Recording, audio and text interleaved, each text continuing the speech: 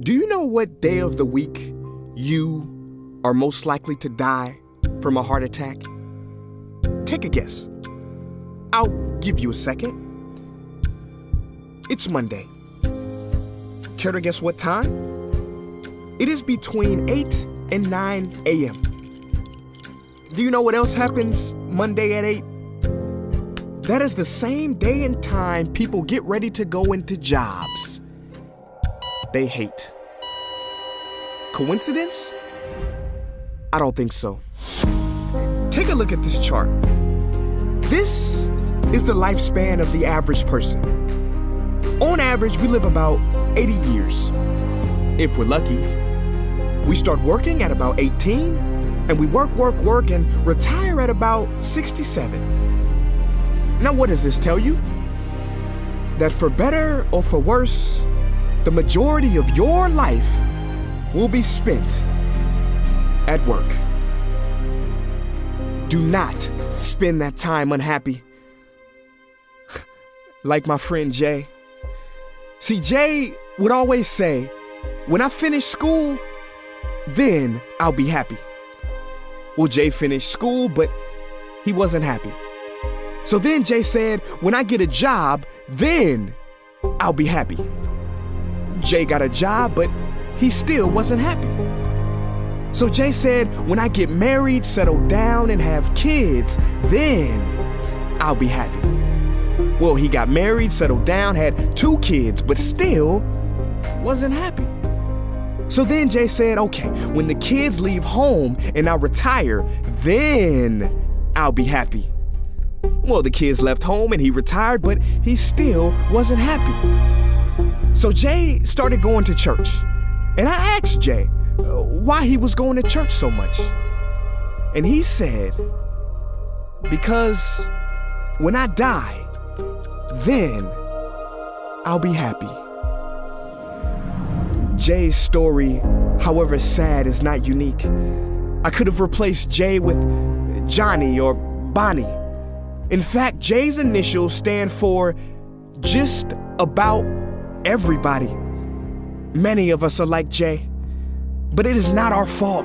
We have been tricked to stay stuck in jobs that are literally making us sick and to be and then people. You know about the and then people, right? It is people who constantly say, and then I'll be happy. Ladies and gentlemen, we must go from living as and thens to becoming right nows. We have to be happy right now. How? We must either find a job we love or bring more love into our jobs. It is time to step out of the rat race. Because the funny thing is, even if you win, make a load of money, hold up the trophy that everybody hails, you're still a furry rodent with a pointy nose and long tail. Wake up. Stop playing with your life. This ain't a video game. This ain't Mario Kart. This ain't Fortnite. There is no try again button, no option to redo this level. When the game's over, game's over. But there is one cheat code to the human console, and that is to take control and to stop buying into the lies society has told, like how overworking is cool and being stressed out is a status symbol. Oh, and I almost forgot the biggest lie. Keep a work-life balance. Now, on the surface, you may not see how crazy that sounds, but think about it. Work-life balance? Shouldn't it be the other way around? Shouldn't life come before work? Because when your life is better, your work is better? But don't take my opinion. Harvard professor Sean Achor recently discovered something fantastic, which he calls the happiness advantage. His studies prove that 75% of job success can be predicted by not how smart you are, not how talented you are, but how happy you are. His research is decisive. He says when you're happy, your intelligence rises, creativity rises, your productivity rises. And you know what else is funny? You also make more money. But here's the real kicker. You live longer too.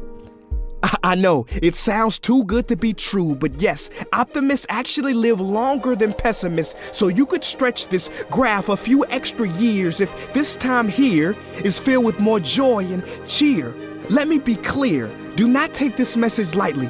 It is your duty to be happy, for your own sake.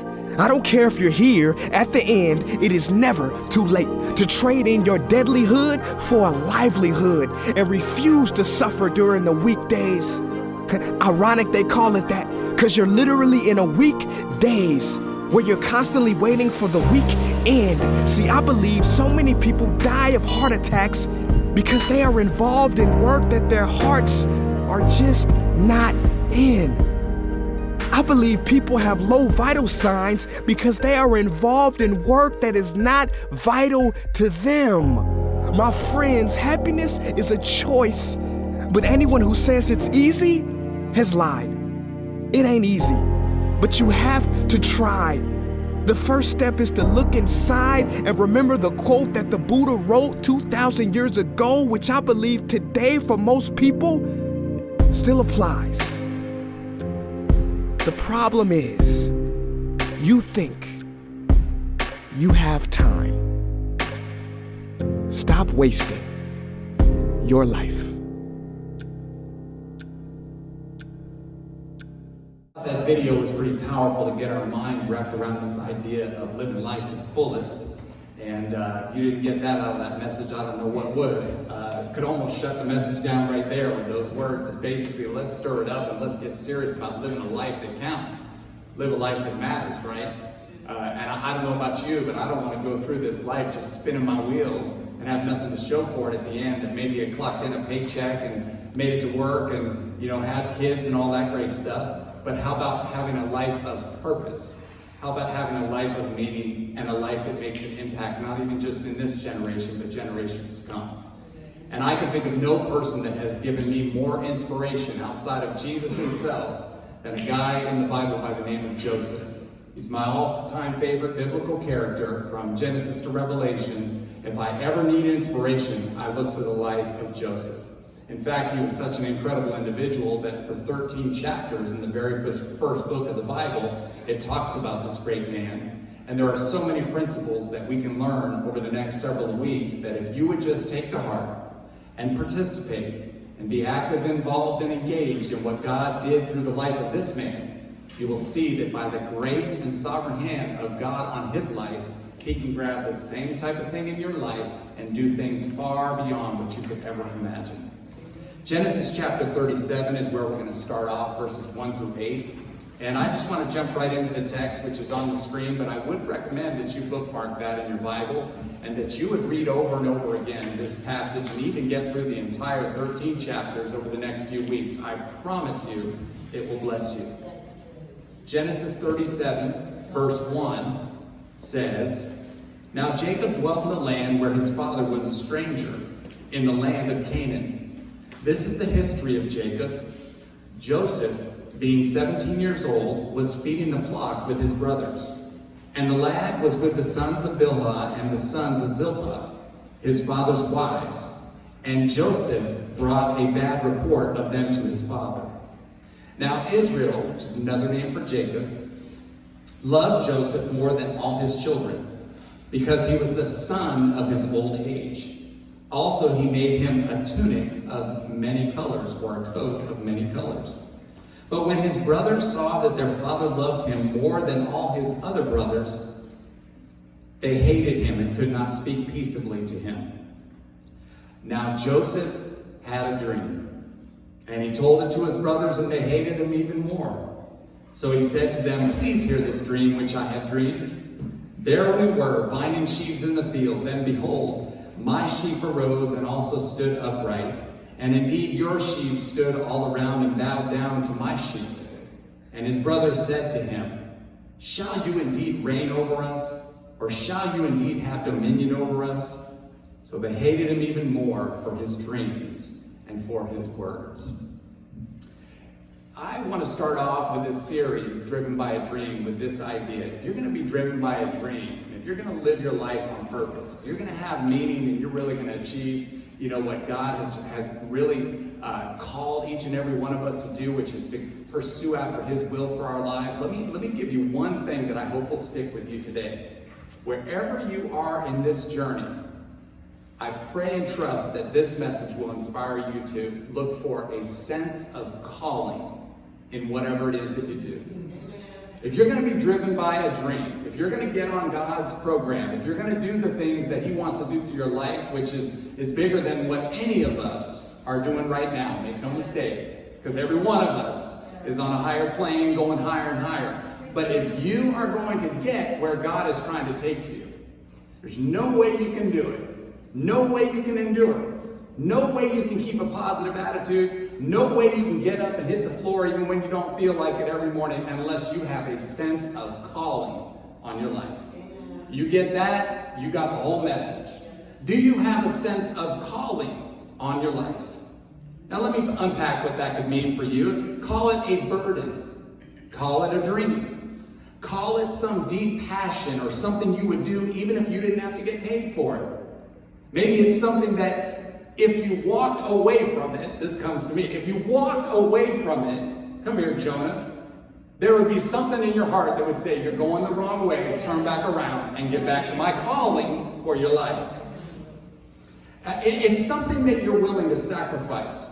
Have you made any sacrifices toward your calling, toward your purpose, toward what God has asked and requested and even commanded of you to do? Have you made a sacrifice? Most importantly, though, when it comes to a calling as a Christian, it's something quite simply that you discover you were put on this earth to do. You do know that every single one of us has a purpose.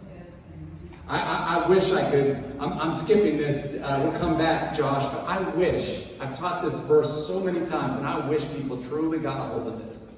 Ephesians 2:10, it says, we are his masterpiece. This is the translation I'll give. There's a different one here, but I like this one. We are his masterpiece, created in Christ Jesus unto good works, which God hath prepared in advance for us to walk in. Did you catch that? One thing is you're his masterpiece. Settle that on the front end. Oh, I don't care what you think, what you're feeling about yourself, what you've done. I'll get to that in a minute. But the bottom line is, in his eyes, through Christ looking down, you are his masterpiece, his work of art. And guess what he says? He says that's in Christ. And then he says, look, I have a calling on your life. What is that calling? He spells it out. He says, I have works. I have good things. I have works prepared in advance for you to walk in. Did you know that he actually has some things laid out down the road that only you are assigned to that responsibility, and he wants you to get as equipped as possible to be able to walk that thing out so that his grace can come through you and use you in a way that you never thought possible? How many of you in here are driven by a dream? Because I don't know about you, but I just want to be in the place where God wants me to be, where when I don't feel like it, or when I don't feel qualified, or I don't feel able, or I don't feel interested, or I'm just frustrated, or whatever, I can just know that I'm in my calling, in my element, and count on him to show up with his power, with his grace, with his ability, and I can keep walking no matter how hard the situation gets, because I'm driven by a dream. You better get a calling on your life. I tell you, it's there, you just got to find it. I've already done a whole message on how to hear from God. You got to go back 4 messages ago. Already done a whole series on experiencing God. You got to go listen to the tape. I mean, we've been laying this out systematically on how you can get to the place where God's trying to take you. This is a new year, a new decade. We've been spending months trying to help us all get prepared to go where God is trying to take us. But here's the thing. We all struggle with this sense of calling. And there are things that are holding us back right now from achieving our dreams. Rick Warren suggests that rather than being driven by a dream, we're driven by at least 5 things. I know I'm going to come down your lane on at least one. One is that we're driven by guilt. Some of us are going through life feeling far less about ourselves than God sees us. You're looking at your mistakes of your past. You're looking at your habits and unhealthy things you're doing in your present. You're thinking about the poor choices that you made on last night. You're thinking about the habits and the sins and the struggles with your temper, and go ahead and go down the list of the things that you feel like you don't have all together. I got news for you. Newsflash. Every one of us got some issues that we don't have all together. But if you let those issues immobilize you from God's calling on your life, then you really are missing out on the benefits of Christ. Because the benefits of Christ say, even while you were yet jacked up, I called you. Oh, even while you were in the gutter, even while you were hooked on drugs, even while you were in that relationship you shouldn't have been, even while you were stealing from that company, even while you were doing X, Y, and Z, fill in the blank, I called you, and I loved you, and I brought you to my son. Also, don't ever mess with God on that one, because if you sit there in guilt and shame, that's on you. He already paid the price for every past, present, future issue, drama, failure you ever commit. You're walking out on each day a clean slate. I don't know why we don't know that, but there's no more guilt, no more shame, no more condemnation. You are a king and a priest, a masterpiece, a chosen generation, loved by the Almighty God. Go pursue your dream. I don't know about you, but I think y'all trying. I don't want to be driven by guilt. Here's another one. I don't want to be driven by resentment and anger either. Somebody you could tell listen to them for 2 minutes. 30 seconds rather. Whether they got an anger issue, whether life is just miserable no matter what you bring their way, and they're just filled with bitterness, anger, resentment, mad about what someone did to them, mad about how they were wrong, how they were mistreated. Just listen to people. You can tell whether they're operating out of guilt. You can tell whether they're operating out of bitterness, resentment, and anger. You know what the problem with that one is? Is that we're holding on to unforgiveness. We're mad at them, we're mad at the world, and we're mad at God. And the reality is, if we don't get that in check, man, there's high blood pressure, heart attacks, nobody wants to be around you. You're certainly going to be missing out on your calling for his life. We not only got guilt and resentment and anger, but then there's fear. Fear is keeping us from our calling. You want me to do what? No. We talked about Moses. Boy, we could talk about Jeremiah. We could talk about Daniel. We could talk about every single one of those guys. Esther. We talk about any of them. Nobody feels they can do this thing if you're trying to really do the calling of God. We'll get into that in a minute as well. But here's the deal. God has not given us the spirit of fear, but of power, love, and a sound mind. And here's the way you deal with fear. Fear, you got to turn upside down and fill it with faith. Faith over fear every time. Fear tries to rise up. You declare what faith says about who you are, what you can do, and what he wants to do in it through you. You've got to turn that fear. You've got to cast that fear out. And how do you do that? The sword of the Spirit, which is the Word of God. And we cast down every imagination and high thing that tries to exalt itself against God. Anything that he says we can do it. And any thought that gets in our minds, otherwise we've got to cast that thing down. But you can also be driven by materialism. This is one of the ones that the enemy has a chokehold on followers of Christ in America on. You see, when I go to other countries on missions, man, the spiritual warfare is right in your face. Frank, you see the tormentor just working in these services. One time my friend was preaching in a church, and a guy just didn't hold back, ran in the church with a machete. No fear. But the devil was all over. You can see that people possessed, literally, like they talk about in Bible days. I've had to work together with another guy to try to cast out a demon before. It's an interesting occurrence. But here in America, the enemy's winning with materialism. Just keep them distracted with their device, their checkbook, their stocks, their 401k, their whatever it is, driven by materialism. But then there's the driven by the need for approval. Can I confess to you, it's probably my weakest area to date. I've had all of these swimming around at different times. This is still the one that nags me a little bit. I guess that's kind of what pastors kind of have this idea. They want to just shepherd and love and care and teach. And so when you feel like you're getting negativity back, something in us just wayward wire, I guess. It hurts. So I still try to, I'm working on that one. But the reality is we all got something. But I'll tell you right now, Oh, I've matured in this area too. Because I'm going to fulfill my calling, whether you like me or not. I mean, I know right now I might feel hurt if somebody puts a wound in me, but I'm going to, cry and dry my weeping eye. I'm going to get back to work. Because here's the deal, every one of us should have a calling. Now, I'll tell you right now, those are some things that drive our lives, and what we need to be is driven by a dream. Greatest guy I ever read about is this brother by the name of Joseph.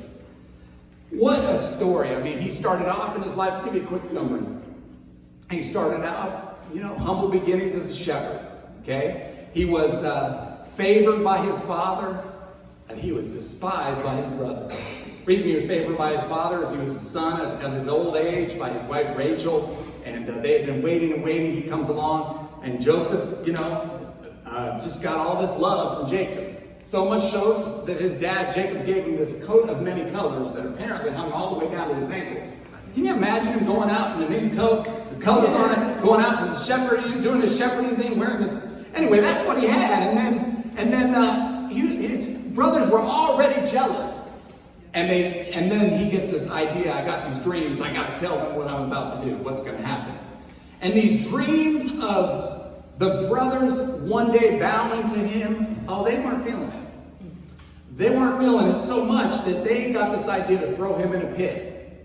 When he came out to check on them by daddy's orders, he saw them. He was going to go back and talk negatively. But they decided, no, here comes that dreamer, we're throwing him in a pit. And originally they planned to kill him, but then they got this idea. There was this slave trader that came by. Hey, let's sell him for $20. Well, 20 shekels, probably a little more, silver. And let's just pretend he was dead. We'll kill an animal. We'll take that beautiful coat. We'll put some blood on it. We'll take it back to daddy. We'll go from there. Well, Joseph gets enslaved. And then he is sold on the auction block in Egypt to a guy named Potiphar.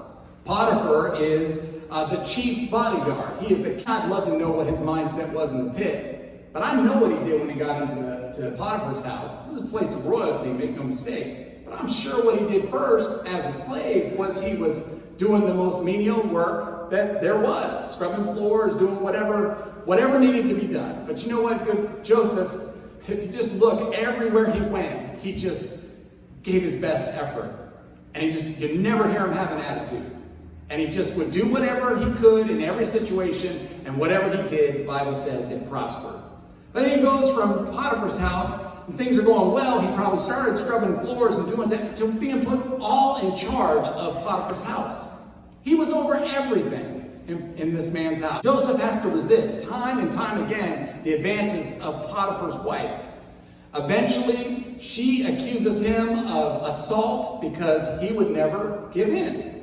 Okay? And then as a result of her accusal, her husband Potiphar ends up putting Joseph in jail. Joseph has done nothing wrong. He goes to a pit, he is enslaved and goes into Potiphar's house, and then he does nothing wrong, and now he's in a prison. And during the prison, just like everywhere else, he gets favor. I mean, even the pit, it was a good situation that he got brought up out of there, because otherwise he was going to be left for dead. And then it could have been a lot worse in Potiphar's house. He could have been a slave outside of the house. He could have been doing a whole lot of things, but he was working his way in the place to becoming in command. And then he gets to the prison, and in the prison, it could have been worse. He becomes one of the guys that's running the prison. He gets favor wherever he goes. And you know what? He just does what he can where he's at. And I wonder myself, gosh, a pit, a prison, Potiphar's house, enslaved, and man, my brothers hate me. I mean, how in the world am I keeping all this together? Well, it's very simple. He was driven by a dream. He had a dream and he couldn't let it go. He had a calling on his life and he couldn't shake it. And so whatever situation he had, because he knew the dream was from God, every situation he still had the forward thinking, this is my future destination. I can look at anything I'm at right now and just work and bloom where I'm planted, do what I can, do my best, have the right attitude, and soon and very soon, I'm going to get to where God has called me to be. Well, Pharaoh one day gets this dream. This is the top guy in all of Egypt. He gets this dream while Joseph has been in jail for over 3 years. Joseph, who has a gift of interpreting dreams, was in the jail and interpreted two guys' dreams. And the dreams were accurately interpreted, and then one of them went back to work with Pharaoh as his cupbearer. Okay? So they were both in jail. One guy was killed. The other guy was brought back up to working with Pharaoh, the leader over Egypt. And so Joseph had correctly interpreted those two guys' dreams. You got that? Then we would hope that they were going to go and tell Pharaoh, hey, there's this guy down here that, he's unjustly accused down here. This woman accused him of sexual assault. Didn't happen. All he's been trying to do is the right thing all along. And so surely he's going to get up out of there quick. No, it took 2.5 more years before the idea crossed the mind of the cupbearer whose dream Joseph properly interpreted. Oh yeah, forgot about that dude down in the jail that interpreted my dream, and thank God now I'm here today to tell about it. He got it right. Well, he didn't think about it until it was going to serve himself, which is the Pharaoh had a dream that he didn't understand and it needed interpretation. So then this guy steps up and says, Pharaoh, I got a guy down here in jail. He can interpret your dream. None of the other folks can do it. Within a moment's time, after at least 15 years, more than that, Joseph is shot down to the jail. Joseph, get ready. Text says he cleaned himself up, got a good shave. I'm thinking about that. And he got up, and he got out, and he appeared before Pharaoh. And the story goes on, which we're going to teach different principles about his life. But he was so humble and so focused on God's sovereignty and his grace that when he spoke to this man, it was all about God. And whatever God was going to do because of all that he'd been through in his life, man, I just tell whatever I can do. If I can interpret this dream, it's not me, it's God. I mean, it's just beautiful. And then he goes and he restores his whole family from famine. And the brothers are restored to Joseph. They thought Joseph would want to kill him, but remember, he doesn't hold on to bitterness or anger, unforgiveness. Oh my gosh, it's a beautiful story. So here's what I'm just trying to get at today, is that his life is a picture of how God in his sovereign loving hand wants to work with us. It may not be identical, but when we get into this series together over the next 3 weeks or so, you are going to see how God, just like he worked in the life of Joseph, he's working in the life of yours and mine. I just had one more thing I wanted to do that's a tad bit different. I'm going to get into all the different things that Joseph had and, the things he learned, but and I don't normally do this. I'm kind of switching gears. I don't know the last time I've done anything like this, but I'm going to share my dream. A little bit about my journey, my testimony, and kind of what got me to where I am today, because I'm very much, make no mistake, very much driven by a dream. And I'd say my dream started up, it's funny, I got nervous when I started talking about myself. I preached it, I'll go for it, but the minute it starts, anyway, y'all pray with me. But I think it's important to know, I identify with him so much, okay? So when I was a kid, I grew up in Palo Alto, California, the Bay Area. It's now Silicon Valley. It's a very wealthy area now. My parents lived there in the 60s. I lived there. I was in a predominantly white neighborhood and middle class. And I'm just giving you very small highlights, okay? But when I was 10, I started delivering newspapers. My work ethic started very young. My dad was a hard worker, and he just taught me, from day one, he showed me by example working hard. And but I had a paper route, and I delivered papers in East Palo Alto, other side of the tracks is what we would call it, okay? It was racially diverse, lower socioeconomic for sure. In fact, I learned later on that East Palo Alto back then had the highest per capita murder rate in the country. I don't think my parents knew that when they sent me out every day delivering papers 7 days a week. But man, I'll tell you, I loved my paper route, and I loved the people. I could tell you stories. They loved their paper boy. One of them gave me a pet parakeet. Lasted about 3 months. I killed it. Didn't take care of it properly, but they loved me. They let me swim in the apartment pool at the end of a hot day. I mean, it was great. But here's where a big incident hit my life. And by the way, most of your calling, your journey, your purpose, man, a lot of it is shaped by those hard times. Boy, you can count on one hand the hardest times in your life, and man, those things lock in as a part of who you really are, and your purpose, and your dream. Check it out in my life. So 14 years old, I was delivering newspapers one day, doing what I normally do, collecting all the money, the receipts. You got to collect the money. So you go around from house to house, and you collect whatever they owe you for the month. And I didn't think anything of it, but these 4 or 5 African-American kids were kind of wherever I was collecting money in the neighborhood, there they were. They were kind of riding around, kind of near me, didn't think about it. Been there 4 years. Well, everywhere I went to collect money and load my pockets, I think I got up to a little over $100. I noticed they were there. I didn't understand it until I went up to this huge apartment that I collect the receipts from. And when I finished, it was night, it was ready, it was done.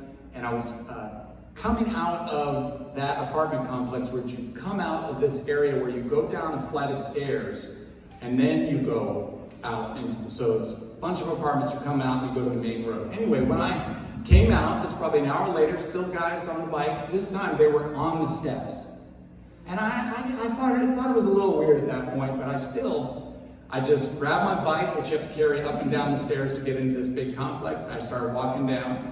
And before I know it, these 4 or 5, they're older than me, African-American teenagers, they grabbed me from behind and they took me down a flight of stairs and they demanded my money and took my bike. And the very next day, I was no longer on that paper route. My parents were concerned about my safety, and the police took me home, and that was it. And that was just, it was a traumatic experience. I wasn't hurt physically. In fact, I use it as my testimony. I feel like God was just like letting me go through it like I was on a bed of feathers when I was mugged and everything. It was just emotionally traumatic.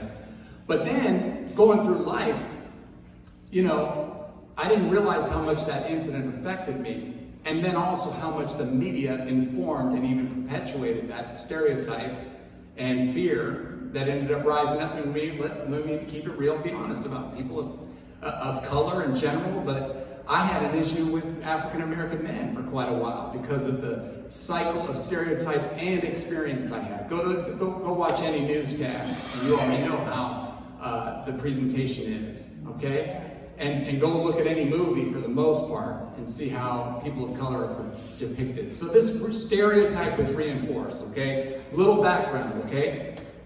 Fast forward to 23, I'm leaving a lot out, but it informs my calling, my dream, these specific incidents, okay? So at 23 years old, I worked as a residence coordinator at a university in Southern California called Cal Poly Pomona. Residence coordinator was responsible for overseeing the programming, the dorms. It was an 800 student apartment complex. And I had a student staff, including my wife, Doris. Don't get on me about that, I was younger as well. We'll talk about that later, but anyway, we had a student staff, we had myself, and basically my job was to maintain student discipline, programming, all that kind of stuff. Well, one night, myself and my staff were watching a movie at one of the community advisors' house, and there was this loud noise and laughter going on across the apartment complex. It was really loud and it was quiet hours, and so I knew we were going to have to do something about it. But I didn't want the CAs to have to worry about it. I'll just go take care of it, okay? But as Doris likes to tell the story if she was here, I was a little rusty. The pro doesn't have to always go on the front lines and address the situation. Well, I get there, and when I arrived there, there was about 15 African-American students on the front porch, and they all had these red igloo plastic cups. And they were just laughing and carrying on, having a great old time. So I'm walking, making my way over it, thinking to myself, it's quiet hours, they're being real loud. Red igloo plastic cups. Here's what I do, okay? We've got 15, let's say 15 African-American students, front patio, quiet hours, loud laughter. It's quiet hours, I gotta do something about it. Here's what I do. Hey y'all, you're being way too loud out there. You got alcohol all over the place. You need to take it inside.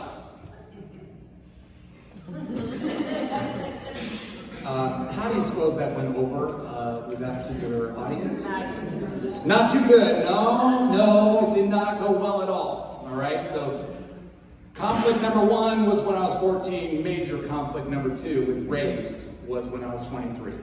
So, turns out, and I went back, they started saying, do you know what stereotypes are? You know what prejudices are? You know, why are you saying all this?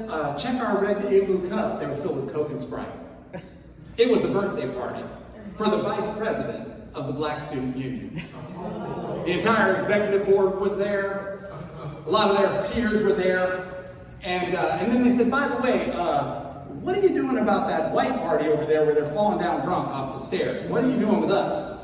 I mean, it was, and I ended up apologizing. I went back 3 times that night. I was like, it's like the toothpaste out of the tube. I knew there was nothing I was going to be able to do, but I apologized. I tried, I handled the whole incident wrong in terms of how I was supposed to approach it anyway. I was supposed to pull the resident of the apartment aside and say, could you please address your guests? So I handled it. You know, you get a little cocky when you think you're the guy who does it. So anyway, totally blew it. Well, I knew it wasn't resolved, but I had no idea that a week later, on the front page, and I forgot to bring the little thing, I'll bring it next week, but on the front page of our school newspaper, which produces 6,500 copies every week, it says, racial allegations charged against Assistant Residence Coordinator Will Kratt. And then it turned out that the BSU had a series of demands that they sent to the university, including my immediate termination. They wanted diversity in the training, which made sense. They needed diversity in their student staff and professional staff. It was predominantly white, even though it was a very diverse campus, one of the most diverse in the country. So for 3 months, I went through that. I was meeting. There was letters to the editor, in favor of what they were saying about me. There were others who were trying to come to my defense. I was being advised by different people on what to say and what not to say. I basically kept silent and just ended up, God in His grace, just got me through that whole thing.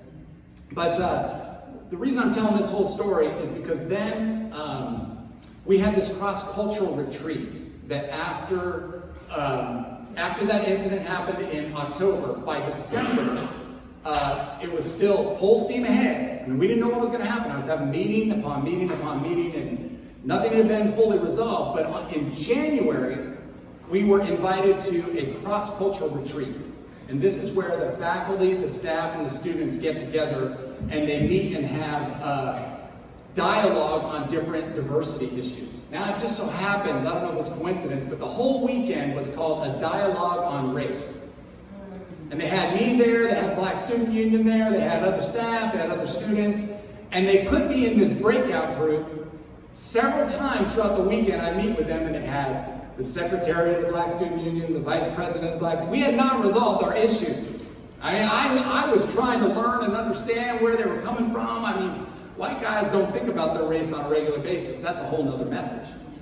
But when it comes to having to think about your skin color daily, hourly, I didn't know anything about that.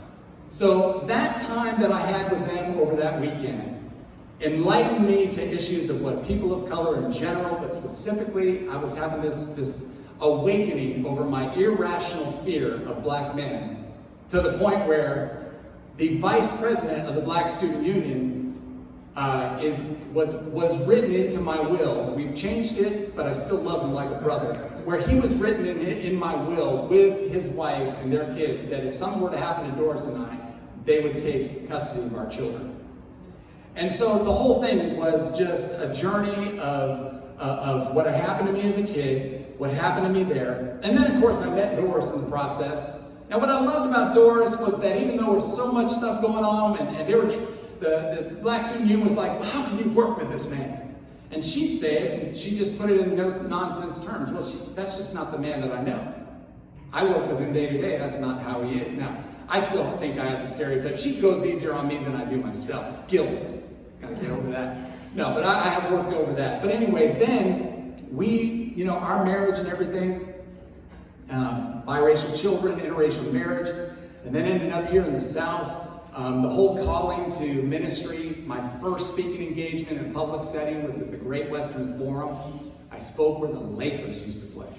My very first time opening my mouth talking about God in a public setting was in front of 3,000 people in the Lakers Stadium. And all I did was thank people for 7 minutes who helped me with my dissertation. I read the poem Footprints, and my ministry was on the way. Man, and from then on, I was like, if I can just read a poem and thank people, I've got a powerful ministry. The anointing on me is strong. But anyway, so and during that time, I just read it in my journal this morning. We took a leap of faith out here to Atlanta in 2004, quit my job, had finished my doctorate, total flip of the script, and here I am, finding my way and been in Atlanta ever since. But all this stuff around race ended up bringing me into relationships, connections, to now have been on a missionary to several places in the world, Jamaica, Romania, South Africa, Haiti. And it's just, God allowed all that stuff to shape what is now my dream. Now, if I had to put it into words, I've been trying to think of how to communicate what my dream is now. I got a new title.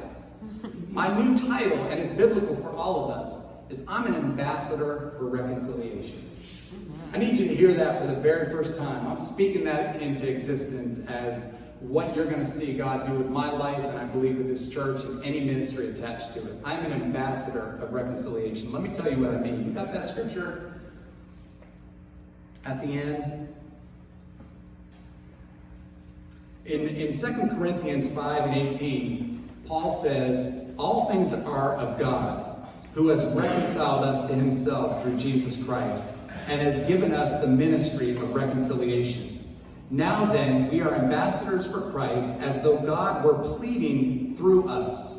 We implore you on Christ's behalf, be reconciled unto God.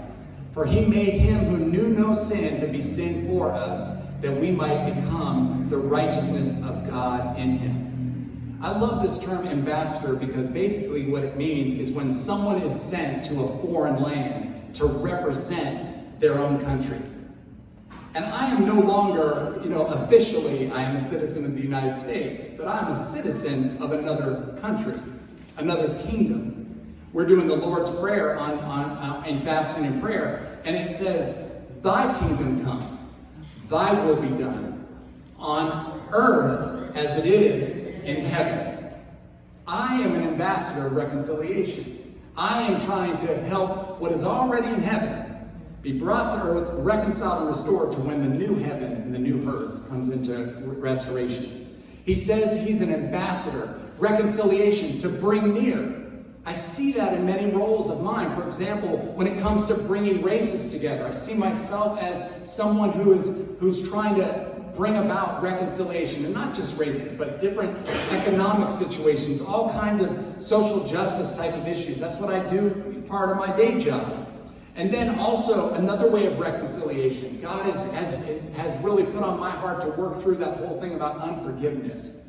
God has used me to work with marriages that need to forgive and be restored. Individuals who have anger, bitterness, and resentment, walk them through on how they can find forgiveness.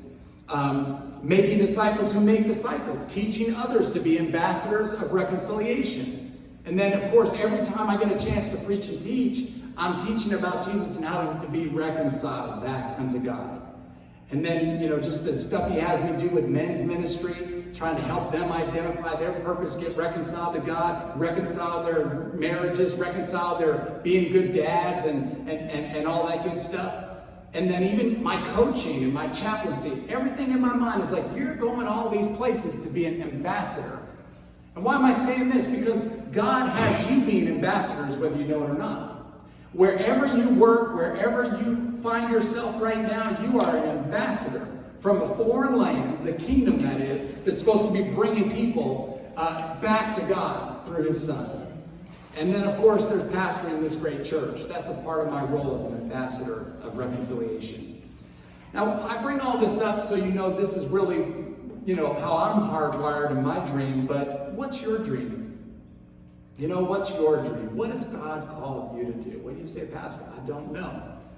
And I hopefully challenged you that there could be some things right now that we got to work through that are cluttering, even the ability to pursue your dream. And I get that. And we want to be about empowering people. I saw somebody come in today, she has this mindset of helping the community and helping people that need to get you can't go focus on being a dreamer if you can't even deal, the basic necessities of life are hard to meet. So it seems to be figuring out a way to help us minister in some way to that.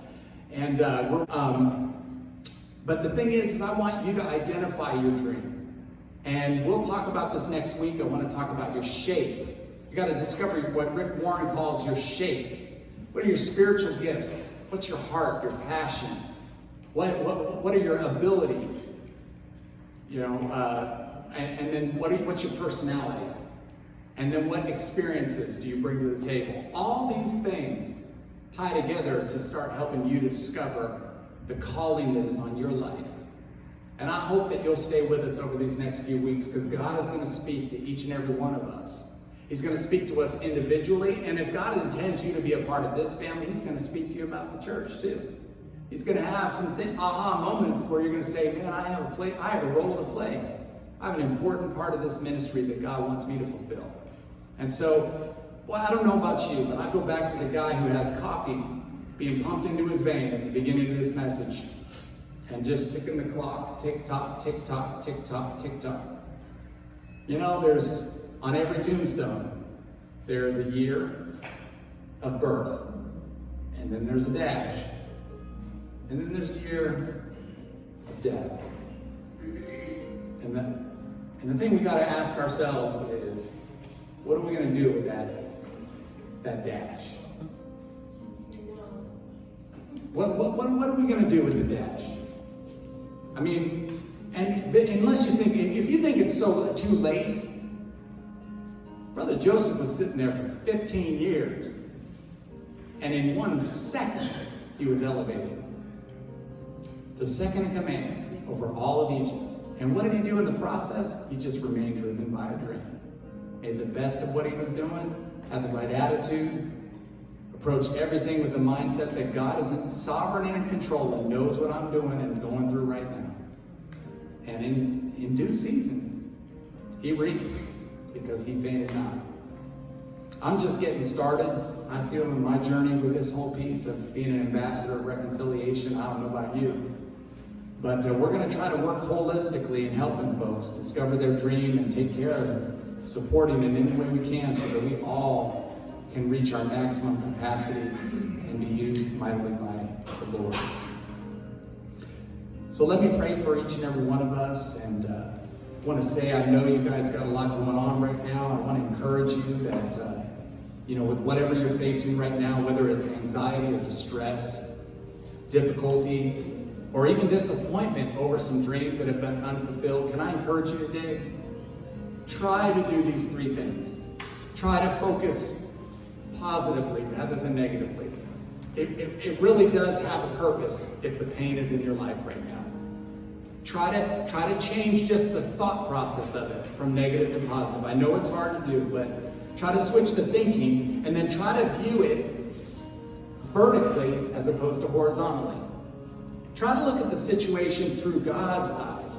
Try to look at it through His promises. Try to look at it through the big picture of what He might be trying to do with your here and now. This is not a season where you need to think He's forgotten about you. No. It's a season where you might be in a pit or a prison that He just happens to be preparing you. Joseph was possibly the most humble man on earth. Why? Pit, prison, slave in Potiphar's house, brothers that hated him, left him for dead. By the time he was done, he had a vertical focus, not a horizontal one. Get yourself a vertical focus, and try to always catch those negative thoughts, that stinking thinking. And then last of all, here's one I really need us to get from your point, because I'm feeling this one, Braylon, Crystal, Tanisha, others. We tend to resist what is new and when the blessings start to fall. When the promise comes, we can even push back on that because it's been so long.